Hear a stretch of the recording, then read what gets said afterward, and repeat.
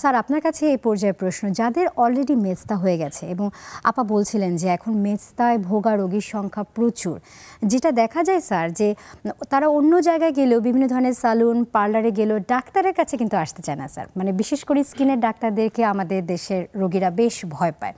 তো এই যে বিভিন্ন সালুনে পার্লারে বিভিন্ন ধরনের ট্রিটমেন্ট নেন, ফেসিয়াল নেন, ক্রিম মাখেন, এটা কি আসলে মেস্তা ভালো হয়?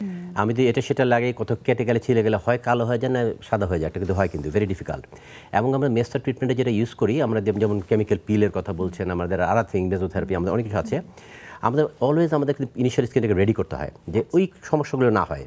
করার পরে দেখা যায় কালো হয়ে গেল, এই কিন্তু সমস্যা কিন্তু আমাদের কাছে আসে, কিন্তু আমরা এইসব যে যখন যে আনসাইন্টিফিক, এটা বিয়ার সায়েন্স কিন্তু এটা পুরোটাই সাইন্টিফিক। এই আমাদের যে মেস্তা ট্রিটমেন্টটা আমরা ডিফিকাল্টি থাকে যে এটা কীভাবে সরাবো আমরা, ইটস নট দ্যাট ইজি।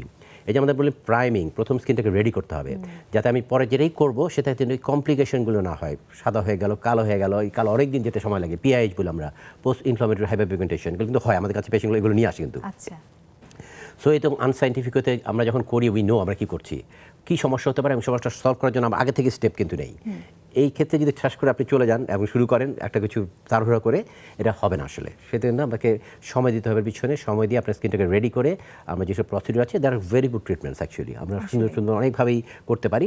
তো মেস্তা মনে রাখতে হবে যে মেস্তা একেবারে ওষুধ আমরা কমালাম, এটা সারা জীবন চলে গেল না, তাকে প্রোটেকশন নিতে হবে, যেমন সান প্রোটেকশন ইজ এ মাস্ট, এটা মেইনটেনেন্স লাগবে। আপনি যদি খুশি মনে ঘুরতে চলে গেলেন, আবার মেস্তা চলে গেছে, খুশিতে ঘুরতে চলে গেলেন কক্সবাজারে, সমুদ্র সৈকত ঘুরে আসলেন, দেখবেন যে আবার মেস্তা ফিরে এসছে। এক থেকে তো ডিরেক্ট সানলাইট আর রিফ্লেক্টেড সানলাইট।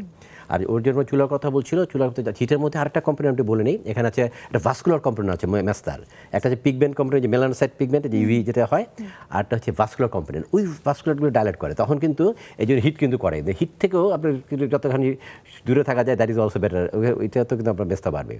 সো এই জন্য এটা সেটা না করে আমার মনে হয় আমাদের কাছে we will get lot of patients যে কমপ্লিকেশন নিয়ে আসছে, তারা যেখানে সেখানে এটা করছে, এই কেমিক্যাল পিলস, কিন্তু এটা আমার মনে হয় এটা আমাদের ডাক্তার ছাড়া কারো করা উচিত না।